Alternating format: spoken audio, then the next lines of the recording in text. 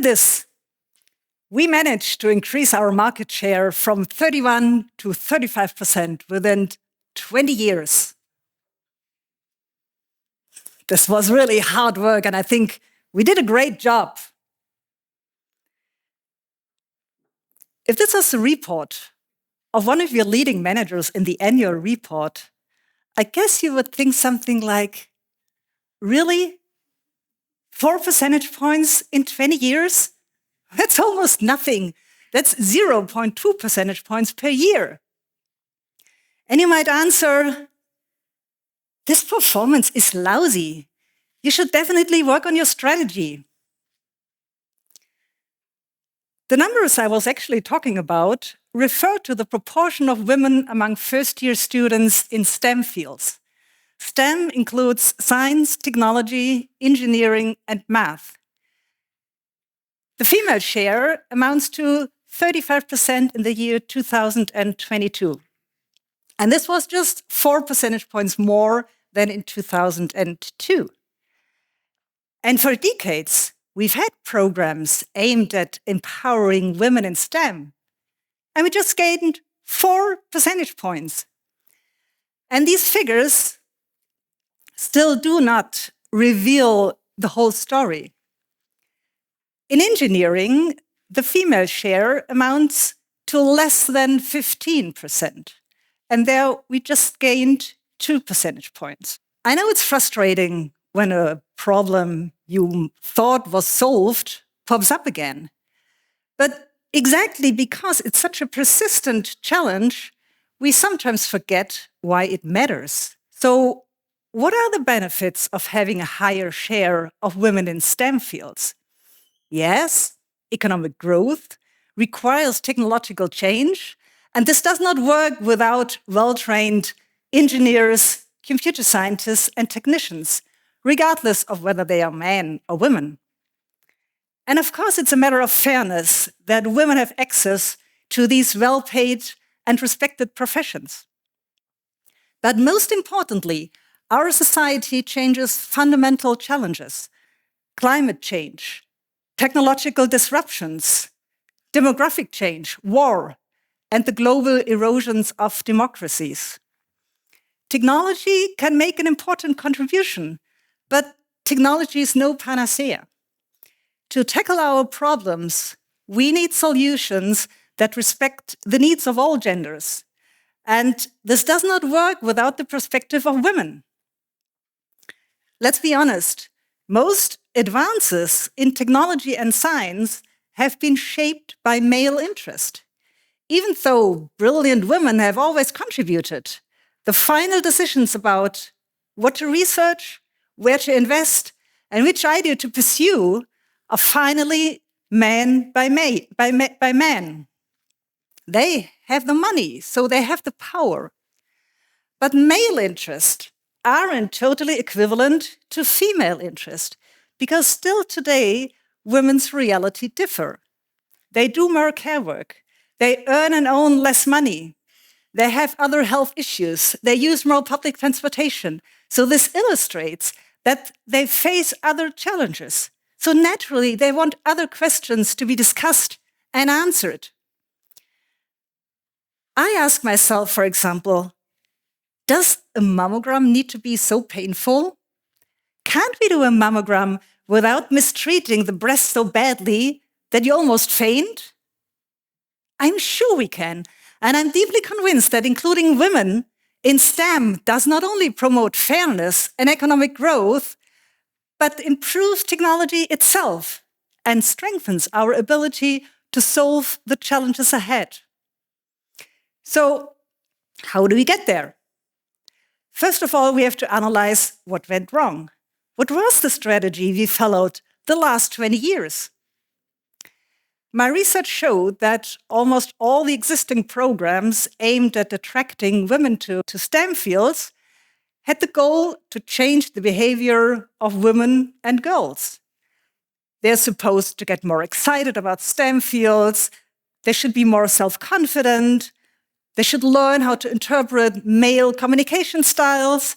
They should find ways to assert themselves in male-dominated environments. The underlying idea of all these programs is basically, let's fix the women. But as we have just seen, this does not really work because it does not solve the whole problem. It does not fix the system. So, what have we learned in all our strategy classes? We should use our experience and then make a shift.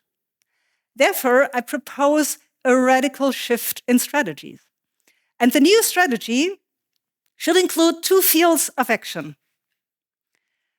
First of all, we should finally start talking about the power of academic culture in STEM fields. Don't get me wrong, I'm not saying that my male colleagues are intentionally excluding women from the STEM field, but I observe a lack of awareness of subtle exclusionary mechanism, and I miss a gender-sensible reflection on the everyday teaching practices. Let me give you one example. Imagine you're a professor in mechatronics, and there are 3 women in your classroom, let's say 3 out of 50. And you really want these women to successfully complete their studies. And based on what you can see, you're also confident that they can do it. Let's say they're no high achievers, but they're doing okay. So is it natural that you tend to praise these women in particular just to make sure that they believe in their abilities? Unfortunately, this behavior can backfire because studies show that when people get too much praise for something fairly simple, they start reading between the lines. They say, hey, why is he so impressed? Did he expect me to fail? This phenomenon is called praise paradox, and it shows that the good intention of the professor may not help, but harm the self-confidence of women in STEM. So this is just one example how everyday teaching practices may quietly drain women's enthusiasm. And beyond this, the literature points to a set of other practices which seem minor in isolation, but who get really harmful in aggregation. For example, patronizing comments, tolerance for sexist remarks, comments which focus on the appearance of women rather than their competence, dismissive remarks on programs designed to support the career of women, or this forced gender mixing in teamwork, which often leaves just one woman in a group, which is a nice benefit for men, but women might get isolated. So all this taken together shapes who feels welcome, who feels respected, and finally, who stays. Unfortunately, there's no checklist and no perfect way to do it right. But this does not absolve us from our responsibility. Professors in STEM should reflect on their everyday teaching practices because even if they're unintended, they have an impact. And this is never neutral. So what's the first step to become a better professor than the ones you had? You should listen to the experience of women in your classroom and then start talking with your colleagues about the power of academic culture in your field. But of course, it does not only matter how we teach, but also what we teach. Therefore, the second part of the strategy concerns STEM curricula. We should strongly align them to social impact. Why is that so important? Because we know that women have a higher orientation towards other people. They have a higher preference for working with others and helping others. Sure, men value these things too, but for many women, these goals feel especially important. That's not too surprising, honestly, because still today, women are often raised with the idea that they should be kind, and caring, and supportive. The really striking point is that jobs in STEM fields are often seen as getting in the way of these goals. Jobs in STEM fields are not associated with working closely together with other people or serving society. So the truth is that many women don't see themselves in engineering, not because they think they can't do it, but because they don't see the social purpose. That's a pity, really. But this insight gives us a new starting point to raise the proportion of women and also other community-oriented people in the STEM field. And it's working already. When technology connects to social purpose, women show up. In programs like medical computing, sustainable engineering, or computer science and design, almost half of the students are women. So that's no coincidence. Purpose matters. So it's time to change the strategy. And it's time to change the narrative that women circumvent STEM fields.